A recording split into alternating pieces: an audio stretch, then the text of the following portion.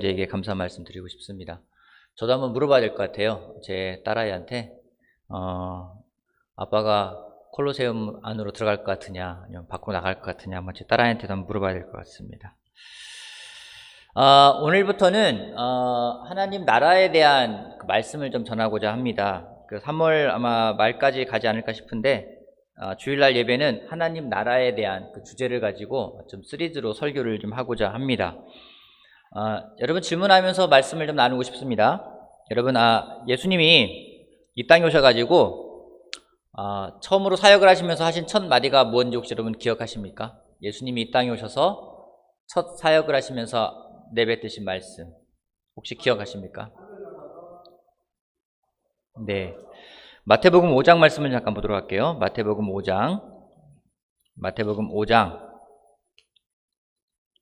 7절 말씀, 17절 말씀, 마태복음 5장 17절 말씀을 같이 펴주시기 바랍니다. 마태복음 5장 17절 말씀을 같이 한번 읽어보도록 하겠습니다. 마태복음 5장 17절. 그때부터 같이 한번 볼게요. 자, 시작. 그때부터 예수께서는 회개하여라, 하늘나라가 가까이 왔다 하고 선포하기 시작하셨다. 예수님이 사역을 하시면서 그분이 하셨던 첫 마디가 무엇인지 회개하여라. 왜 회개해야 되는지 하늘나라가 가까이 왔기 때문에 회개하라고 말씀을 하셨습니다. 그래서 하늘나라에 대해서 예수님이 말씀을 하십니다. 그분이 이 땅에서 또 마지막으로 전하신 메시지가 무엇인지 사도행전 1장 말씀을 보겠습니다. 사도행전 1장. 가급적 성경을 펴시고 성경을 찾아주시기 바랍니다. 사도행전 1장 3절 말씀을 보도록 할게요. 사도행전 1장 3절 말씀. 1장 3절. 예수께서 고난을 받으신 뒤에 자기가 살아계심을 여러 가지 증거로 드러내셨습니다. 그는 40일 동안 그들에게 여러 차례 나타나시고 하나님 나라에 관한 일들을 말씀하셨습니다. 예수님의 이 세상에서의 마지막 메시지가 무엇이었는지 그것 또한 하나님의 나라였습니다. 그분이 이 땅에 오셔가지고 처음 전하기 시작하신 말씀도 하나님의 나라고 마지막으로 전하신 말씀도 하나님의 나라였습니다. 예수님은 그것을 전하시기 위해서 많은 비유를 들으셨습니다. 앞으로 하나씩 보겠지만은 많은 비유를 들으셨습니다. 때로는 고민하기도 했습니다. 하나님의 나라를 어떻게 설명하면 좋을까? 무엇에 비유하면 좋을까? 라면서 고민도 하셨습니다. 예수님이 이렇게 비유를 들어 설명하시기도 하고 고민을 하시면서 설명하신 이유는 하나님의 나라라는 것이 우리들이 통상적으로 생각하는 어떤 나라와는 그 개념이 다르기 때문입니다. 사람들은 소위 우리가 죽으면 가는 나라가 하나님 나라라고 생각을 합니다. 죽으면 가는 곳이 천국이라고 이야기를 합니다. 틀린 말은 아닙니다. 하지만 정답도 아닙니다. 누가복음 17장 20절 말씀을 같이 보도록 하겠습니다. 누가복음 17장 20절. 누가복음 17장 20절. 17장 20절. 제가 읽어보겠습니다. 바리새파 사람들이 하나님의 나라가 언제 오느냐고 물으니 예수께서 그들에게 대답하셨다. 하나님의 나라는 눈으로 볼 수 있는 모습으로 오지 않는다. 또 보아라, 여기 있다. 또는 저기에 있다. 하고 말할 수도 없다. 보아라, 하나님의 나라는 너희 가운데에 있다. 차차 말씀을 통해 배워가겠지만은 하나님의 나라가 어떤 곳인지 예수님이 설명을 하고 계십니다. 근데 그 하나님의 나라가 어떤 곳인지 아주 쉽게 말하면은 하나님이 통치하고 있는 곳이 하나님의 나라라는 겁니다. 하나님이 계신 곳이 하나님의 나라라는 겁니다. 하나님이 어디에 계십니까? 하나님은 우리가 세례받을 때 성령으로 우리와 함께하고 계신다고 말씀하고 있습니다. 그러기에 성령으로 하나님의 성령으로 거하는 곳, 그곳이 하늘나라가 될 수 있는 곳입니다. 어디든지 주님이 계시다면 그곳이 하늘나라라는 것입니다. 그래서 우리가 모인 이 교회가 이 땅에서 킹덤, 하나님의 왕국, 하나님의 나라라는 표현을 쓰기도 합니다. 여러분, 하나님은 영이십니다. 영이시라는 건 무엇입니까? 우리 인간과는 완전히 다른 존재라는 거예요. 영은요, 시간도 공간도 초월해질 수 있는 것입니다. 그냥 내 몸이 여기 있기 때문에 내가 다른 곳에 있을 수 없는 것이 아니라 영이기 때문에 이곳이든 저곳이든 과거든 현재든 미래든 어느 곳에나 계실 수 있다는 것입니다. 그러기에 하나님의 나라를 왠지 내가 알고 있는 자그마한 이 우주 아니면은 내가 살고 있는 이 공간 이렇게 한정지어서 이야기할 수는 없는 것입니다. 물론 우리가 죽어서 우리의 영이신 하나님과 영원히 함께하는 궁극적인 천국이 우리를 기다리고 있습니다. 그것이 어떤 곳인지는 요한계시록에 잘 표현되어 있어요. 아주 놀랍게 표현하고 있습니다. 바닥이 뭘로 깔려 있고 벽이 뭘로 되어 있고 모든 금은 보석이 다 나오는데 꼭 그렇다라는 것이 아니라 아주 표현할 수 있는 최고의 표현을 하고 있는 것뿐입니다. 하나님의 곳이 계신 곳은 거룩한 곳입니다. 그곳은 아픔도 없는 곳이고 슬픔도 없는 곳이고 악도 없는 것입니다. 하나님이 거룩하시기 때문에 하나님이 있는 곳은 그러한 곳입니다. 그곳을 우리는 천국이라고 부릅니다. 우리가 궁극적으로 가야 될 곳, 가기를 바라는 곳, 있어야 할 곳이라는 곳입니다. 어쩌면 하나님의 나라 이 개념이라는 것은 굉장히 포괄적이기 때문에 좀 헷갈릴 수도 있습니다. 아마 차차 예수님의 그 비유를 통해서 우리가 배워간다면 하나씩 이해할 수 있는 그런 나라가 될 거라고 저는 확신을 합니다. 하나님의 나라가 하나님이 계시는 곳이라면 또 한 가지는 하나님의 나라는 하나님이 통치하는 곳이에요. 통치라는 것이 무엇입니까? 우리가 대한민국에 살고 있습니다. 여러분, 대한민국이라는 나라가 어디까지가 대한민국입니까? 대한민국의 나라라는 것은요, 대한민국의 법이 통치될 수 있는 곳까지가 대한민국입니다. 제가 외국에 산다 하더라도 내가 대한민국 사람이라고 할 수 있는 것은 무엇인지 내가 대한민국 법의 영향을 받으면은 대한민국 사람인 거예요. 그 통치 아래 있으면은 대한민국 사람입니다. 외모가 한국 사람과 같다고 해서 모두가 한국 사람이 아니라는 것이죠. 이야기는 무엇입니까? 우리가 세례를 받고 제자로서 심지어 죄 용서를 받고 살아간다 할지라도 그 삶이 하나님의 통치권 아래 있지 않고 그 삶의 통치권이 나에게 있다면 그것은 하나님의 나라를 살아가는 것이 아니라는 겁니다. 한번 질문해 봤으면 좋겠어요. 오늘 여러분은 누가 여러분을 통치하고 있습니까? 오늘 여러분의 통치권자는 누구입니까? 여러분의 삶을 통치하고 삶을 지배하고 있는 사람은 어떤 분이십니까?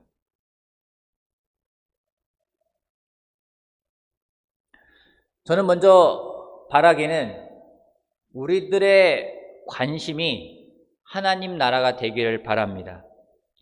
왜냐하면 예수님의 관심사가 하나님 나라였기 때문입니다. 아까 보았던 사도행전 1장 말씀을 다시 한번 보도록 할게요. 사도행전 1장 3절부터 8절 말씀까지 제가 다시 한번 읽어보겠습니다. 사도행전 1장 3절에서 8절 말씀.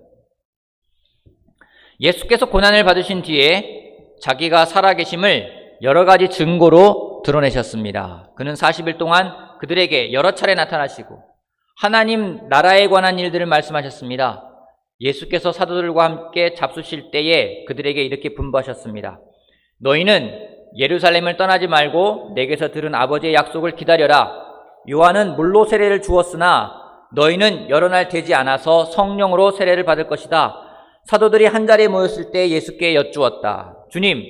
주님께서 이스라엘에게 나라를 되찾아 주실 때가 바로 지금입니까? 예수께서 그들에게 말씀하셨다. 때나 시기는 아버지께서 아버지의 권한으로 정한 것이니 너희가 알 바가 아니라 그러나 성령이 너희에게 내리시면 너희는 능력을 받고 예루살렘과 온 유대와 사마리아에서 그리고 마침내 땅끝에까지 이르러 내 증인이 될 것이다. 오늘 여러분의 관심사는 무엇입니까? 오늘 여러분이 관심을 갖고 있는 것은 무엇입니까? 그 사람의 관심사를 알 수 있는 방법 중에 한 가지는 그 사람이 아침에 눈을 떠서 무엇을 하는지를 보면 알 수가 있습니다. 여러분 아침에 일어나면 제일 먼저 하는 게 뭡니까? 이 자리에 있는 우리 홍철 형제나 대하 형제나 여러분은 아침에 눈을 뜨면 제일 먼저 하는 게 무엇입니까?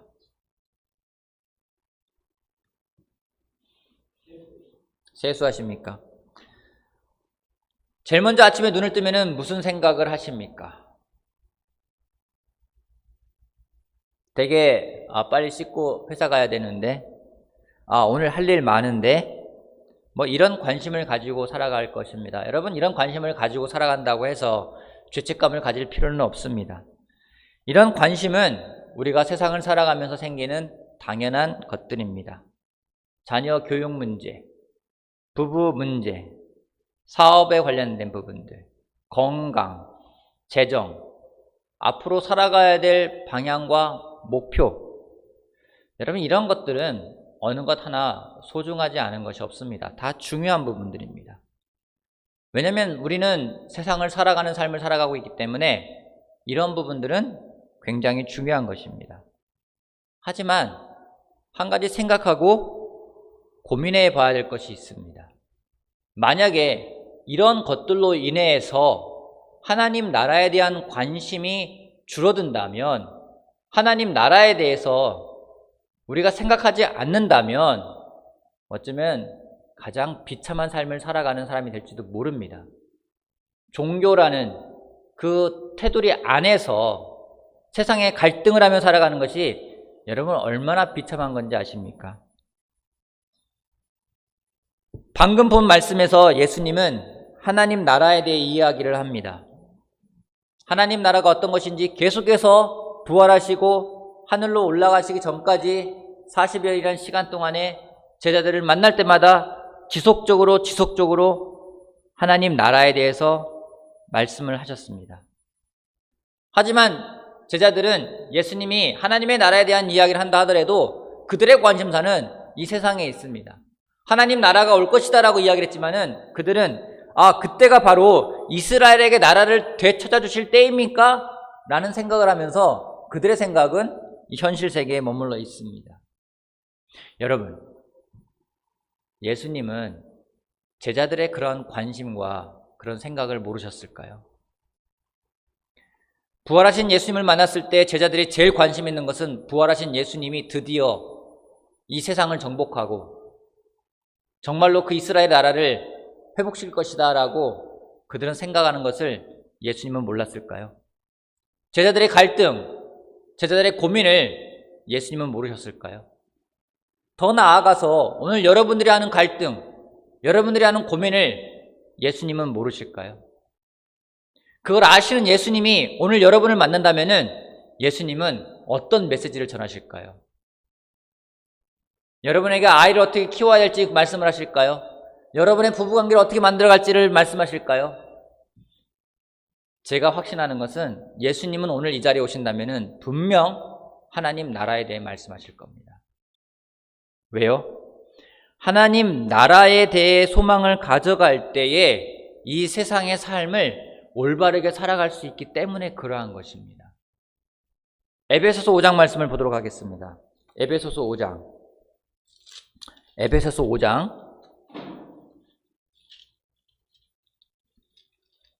3절 말씀부터 5절 말씀까지 읽어볼게요. 에베소서 5장 3절에서 5절 말씀, 3절 말씀부터 5절까지. 음행이나 온갖 더러운 행위나 탐욕은 그 이름조차도 여러분의 입에 담지 마십시오. 그렇게 하는 것이 성도에게 합당합니다. 더러운 말과 어리석은 말과 상스러운 농담은 여러분에게 어울리지 않습니다. 오히려 여러분은 감사에 찬 말을 하십시오. 여러분은 이것을 알아두십시오.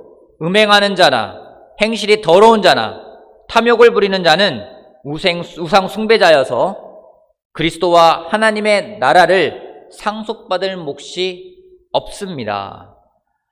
성경은 분명하게 이야기하고 있습니다. 음행, 더러운 행위, 탐욕, 더러운 말, 어리석은 말, 상스러운 농담, 이런 것들을 하는 사람들에게 하나님의 나라는 오지 않을 것이라고, 그런 사람들에게 하나님의 나라는 주어지지 않을 거라고 성경은 분명하게 이야기하고 있습니다. 여기에 말하는 하나님의 나라는 예수님이 이 땅에 와서 전하신 하나님의 나라와 똑같은 나라를 말하는 겁니다. 바울은 힘주어서 여기뿐만 아니라 갈라디아서도 똑같이 말을 하고 있습니다. 많은 죄들을 나열하면서 이런 것들을 일삼는 사람들은, 이런 것들을 좋아하면서 지속적으로 반복하는 사람들에게는 하나님의 나라가 상속되지 않을 거라고 분명하게 바울은 여러 차례 경고하고 있습니다. 여러분, 하지만 앞에 말했던 부분들이요, 음행이나 더러운 행위나 탐욕이나 어떤 어리석은 말이나 상스러운 농담들이요, 이 세상에서는 지금 너무나도 상용되고 있다는 게 문제예요. 예전보다 이런 것들과 싸우기가 쉽지가 않습니다. 왜요? 더 이상 이런 것들이 죄라고 인정되지 않는 세상에 살아가고 있기 때문에 그래요. 더 이상 죄가 죄로 인식되지 않는 세상을 우리가 살아가고 있습니다. 여러분, 요즘에는요, 섹시하다, 이 말은요, 칭찬이에요. 어느새 이게 칭찬이 돼버렸어요. 제가 자주 하는 이야기지만은 성에 대해서도 하나님이 만드신 성은 남자, 여자 끝이에요. 근데 세상은 그 중간에 여러 가지 성들을 많이 집어넣습니다. 얼마 전에는 한 여자가 결혼하지 않고 자신이 원하는 아기만을 출산하기 위해서 출산한 그런 내용들이 나왔고, 그것을 좋게 보는 내용들이 신문기사에 실린 것을 보았습니다. 불과 며칠 전에는 파란 눈에 까만 머리를 가지고 있고 대학을 나온 남자의 정자가 품귀현상을 벌이고 있다고 뉴스에 나오는 것도 볼 수 있었습니다. 동성애, 변태 성역자가 인정되어지고 그들도 존중받아야 되고 그들도 보호받아야 된다는 포괄적 차별금지법이 지금 진행 중에 있습니다. 많은 논리들이 나옵니다. 여러분, 이 논리가 얼마나 웃긴지 알아요? 제가 어제 신문기사를 하나 보면서 원숭이 똥구멍하고 백두산하고 관계를 정하는 것이 있었습니다. 여러분 모두 다 아는 게 있어요. 원숭이 똥구멍은 빨가면 사과, 사과는 맛있어, 맛있으면 바나나, 바나나는 길으면 기차, 기차는 빠르면 비행기 높으면 백두산. 여러분, 이게 논리적이잖아요. 어느덧 원숭이 똥구멍하고 백두산하고 똑같은 게 돼버렸어요. 이게 세상인 거예요. 무엇이 옳은지 무엇이 그른지 더 혼란스럽게 만들어 놓고 있습니다. 사탄이 그렇게 우리를 조종하고 있는 거예요.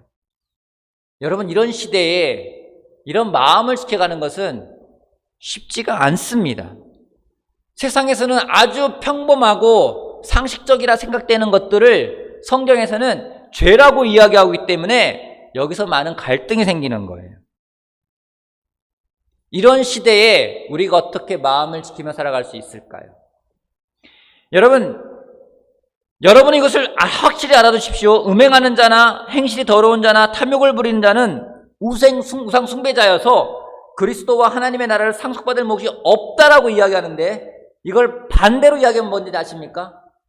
하나님의 나라를 상속받고자 하는 사람은 그러한 것들을 이겨낼 수 있다라는 말입니다. 하지 말라라는 말들에 포커스하는 것이 아니라 내가 무엇을 추구하는지가 그러한 것들을 이겨낼 수 있다라는 겁니다. 하나님 나라에 대한 소망은 이 세상을 이겨낼 수 있는 굉장히 강력한 힘이 됩니다. 그러기에 우리가 하나님의 나라에 대해서 올바르게 알고 하나님의 나라에 대해서 꿈을 키워가는 것은 무척 중요합니다. 고3 학생들이 열심히 공부를 합니다. 힘들지만은 아마 그들 생애에 최고로 열심히 공부를 할 겁니다. 왜요? 그들에게 무슨 희망이 있기 때문에요. 대학에 가면은 마음껏 놀 수 있을 거야. 대학에 가면은 내가 원하는 걸 할 수 있을 거야. 그런 소망을 가지고 그들은 공부를 합니다. 여러분, 소망이 있으면은요, 무엇인가를 이겨내는 것은 좀 더 쉽습니다. 저는 여행에 대해 계획을 세울 때 가장 즐겁습니다. 여행을 가서 현장에 있는 것보다 가기 전에 계획을 세우는 게 더 재밌어요. 그때는요, 뭔가 힘든 일이 있어도 요거 끝나면은 내가 좀 여행 가서 쉴 수 있는 시간이 있을 거야 라는 생각을 가지고 그 시간을 버티게 됩니다. 그런 소망이 없으면은 그냥 매일매일 다람쥐 쳇바퀴 돌듯이 살아가는 삶을 살 수 있다는 거죠. 같은 다람쥐가 쳇바퀴를 도는 것처럼 돌아가지만은 소망을 가지고 그런 삶을 살아가는 사람과 아무런 소망이 없이 그런 삶을 살아가는 사람은 굉장한 차이가 벌어진다는 겁니다. 전자의 경우에는 그 힘든 시간을 이겨낼 수 있겠지만은 후자의 경우에는 불평이 나고 투덜거리고 자기 한탄에 빠지고 우울해지고 셀프 포커스하면서 지내게 될 거라는 것입니다. 하지만 여기에는 모순이 있습니다. 세상이 주는 그 소망은요, 참된 소망이 아니라는 거죠. 이것만 넘어가면 뭔가가 있을 거야. 이것만 넘어가면 뭔가가 있을 거야. 이것만 끝나면 좀 더 여유가 있을 거야. 뭐를 하면 내가 좀 편할 거야. 하지만 그렇지가 않은 걸 우리가 알 수 있습니다. 고3이 끝나면 대학교 가면 편할 거야. 여러분 대학교 가면 또 직장생활 준비해야 될 것 같아요. 직장생활 들어가면 괜찮을까? 들어가면요 또 다음에 뭔가 기다리고 있어요. 그게 우리들의 삶이에요. 하지만 천국은 다릅니다. 예수님이 말씀하신 천국은 이 세상에 우리가 생각하는 것과는 완전히 다릅니다. 그러기에 예수님은 그것을 비유로 설명하시고 그걸 어떻게 설명할까 고민하시기도 하고 제자들에게 여러 차례 말씀하시기도 하고 그것이 중요하기 때문에 계속해서 말씀을 하셨습니다. 사랑하는 형제 자매 여러분, 오늘 여러분의 소망은 무엇입니까? 천국에 대한 소망을 가지고 살아계십니까? 아니면 이 세상의 삶을 전부라고 생각하며 살아가고 있습니까? 여러분이 정말로 가치를 두고 있는 것은 무엇입니까?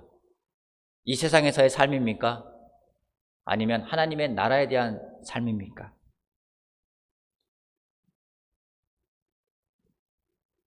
하나님 나라에 대한 소망이 없으면 이 세상이 전부인 삶을 살아가게 될 것입니다.